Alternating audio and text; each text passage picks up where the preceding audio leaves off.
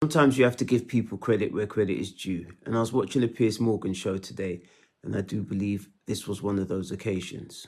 Gaza has been pulverized, it's been obliterated, and that was the Israeli goal. What happens to these people? Well, Gazan civilians today have an opportunity after Hamas No, that's not my that has question. subjugated them No, you can't. to rebuild their Fine, society. that wasn't my question. The subject is one I generally wouldn't normally cover. I've probably done one video on the conflict since it's begun, and thus far has not yet run its course for a variety of reasons.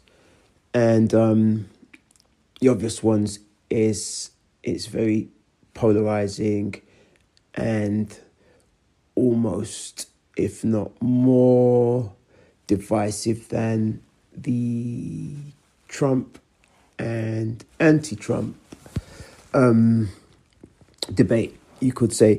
Now, Piers Morgan has been trying, and at times having more success than other times, to bring people from different sides of the fence together and get them into one debating space and, you know, kind of thrash it out. And sometimes he tries to be the mediator or guy in the middle of it all. At times, he sort of plays that role more successfully than others. Although, I don't know, I kind of noticed something on this show that was, in general, fairly encouraging. If I need psychoanalysis, I wouldn't go to a representative of a lunatic state. You have to understand where normal Finkelstein is in his head, okay?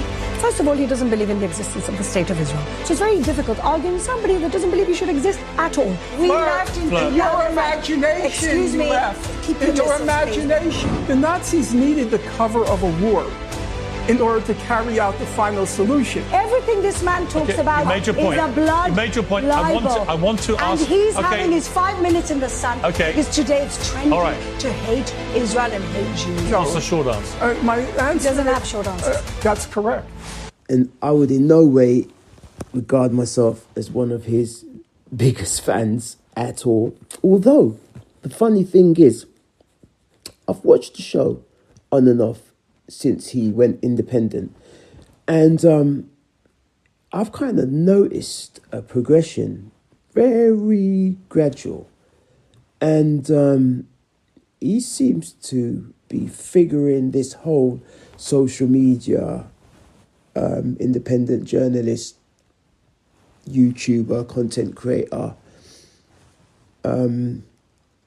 self-run network thing out to a T. I mean, I get to the extent that I actually left a comment on his video today, which I generally comment if I think I've got something to say on people's videos. On this occasion, something just came to mind. And it went a little something like this.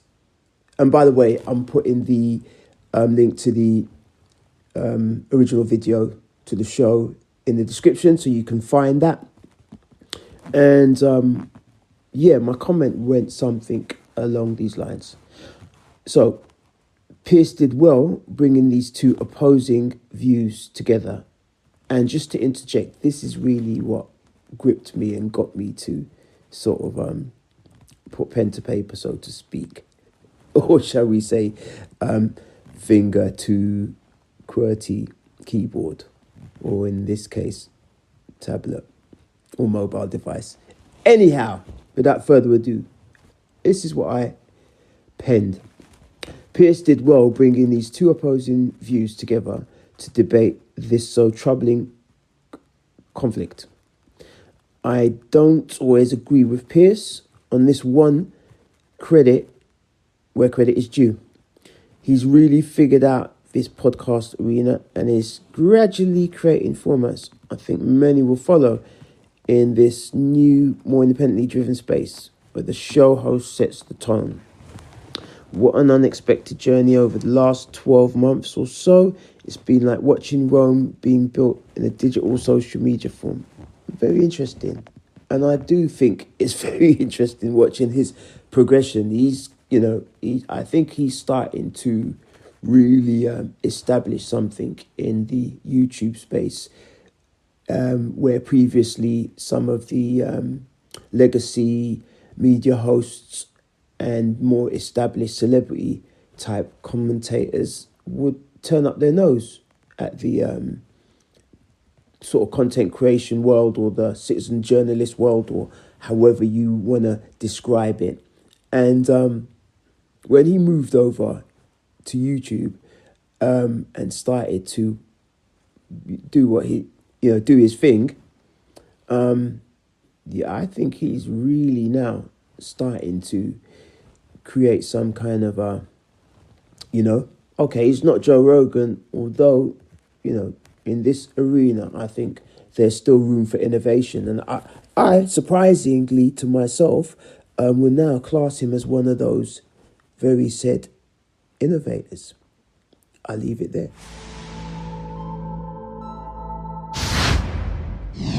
Israel's war on Hezbollah is over for now. The ceasefire ends almost 14 months of fighting and 2 months of a direct and deadly assault by Israel inside Lebanon. President Biden and the US administration pushed to get the deal done before Thanksgiving, and no doubt this is the first good news from the Middle East in a long time. But 170 miles to the south, there's very little to feel grateful about. Israel's war on Hamas continues unabated, and the IDF's conduct is facing intensifying scrutiny.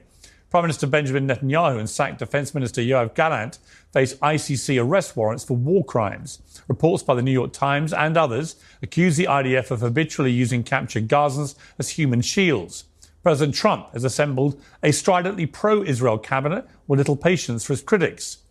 Many supporters of the Palestinian cause fear that life beyond the war holds precious little cause for optimism, and that the very concept of a two-state solution may now be dead. To debate this, I'm joined in the studio by two of the strongest voices on this conflict, both with very opposite positions. Fleur Hassan is the Israel Special Envoy for Trade and Innovation, as well as the former Deputy Mayor of Jerusalem. Norman Finkelstein is a political scientist and pro-Palestine activist, author of the new book, Gaza's Gravediggers, an inquiry into corruption in high places. Well, welcome to both of you. I've never met either of you. I've interviewed you both several times, but it's great to meet you both in person. And I appreciate you prepared to do this. A lot of people in this war period have not wanted to debate with people, especially on the other side. So I appreciate that. Oh, and just to highlight the real motivation behind this video today, it's giving Piers Morgan the few props that I'm throwing his way, is the challenge of bringing people, particularly in this climate, although things are changing, especially in the last 3 weeks since the end of the big election process came to rest, shall we say, in where it resides, with Trump's phenomenal, as some people would describe it, historical comeback. I would say that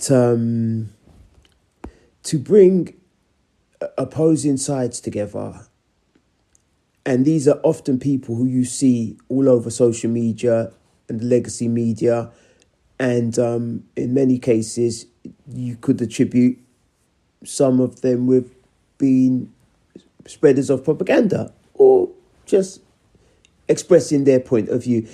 The fact is, though, to bring people, and when they're big figures as well, to not only bring them together on the podcast, the fact that he's managed to do it in person, I think that's becoming one of his great specialities. Whatever you want to think of him, and whether he's really the middle guy, the referee in these debates, or he tends to kind of sway more in one direction or the other. He says he's neutral. Whatever you want to say about that, he's definitely really refined the art of bringing these polarizing people from these polarizing positions together in one space to thrash it out. And I think that's the only way you're going to get something more productive coming out of a position that is generally quite negative, with a lot of challenging things happening and being debated on social media and podcasts. Anyway, enough for me and enough of that. I'm going to give you the top and the tails of his show that I watched today, and I hope it expresses the point I was trying to put across. Last 5 minutes now. Should Hamas have any form of power in any government after this war? Piers, I've answered that question to you before, but I'll answer it again. I will be succinct. We've been fighting wars incessantly. We've built a technological superpower. We are curing cancer. We are curing climate issues. You know what we need to cure for? Well, we have more Nobel Prizes per capita than anybody else, including Arab Israelis. You know what we need a cure for? Prosper in you know what country. we need a cure for? Killing Arab children. We need a cure. No, we need a cure for a 75-year conflict. We do. And you know what? I'm reminded again. I'm reminded again of a conflict in Northern Ireland. Yes. Between implacable enemies who killed each other for many decades, and they eventually got leaders who were able to barrel through all that and reach peace. That's what we need. I was deputy mayor of Jerusalem for 6 years. All I did was build bridges between the 40% Muslim population and the Jewish population. I've got to leave it there. And they have prospered Fleur, I have to leave it there. Fleur and Norman, thank you. Listen, I appreciate you coming together. I know it's passionate views on both sides, but I do appreciate you agreeing to do this debate. I always learn things when smart people debate these things, all right? Okay, so, just one last word, if you don't mind. Very quickly. Okay. I was supposed to debate Benny Morris at Oxford. He said he won't debate me. I was then supposed to debate Ehud Olmert at Oxford this week. That's why I came. He said he wouldn't debate me. So I appreciate the fact that Fleur came. I don't think she fared very well. Well, that's right. true, but let me tell you. No, I'm done. He will refuse. He refuses to debate Mossab Youssef Hassan. You know what? He refused to debate him tomorrow. You know what? You agreed to debate him.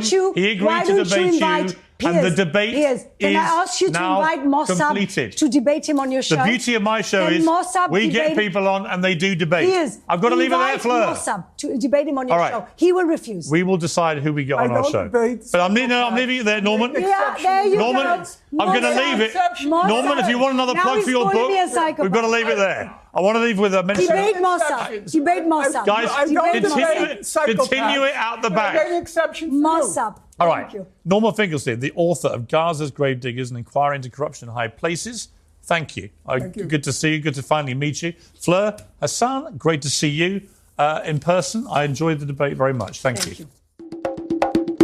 Too challenging a watch for you. Times are changing, and we hope there'll be a solution and someone's going to come along and be able to bring some unity or something similar to that into the whole situation. For now, be good, be safe. If you can, be creative. CornerSpeak, be out.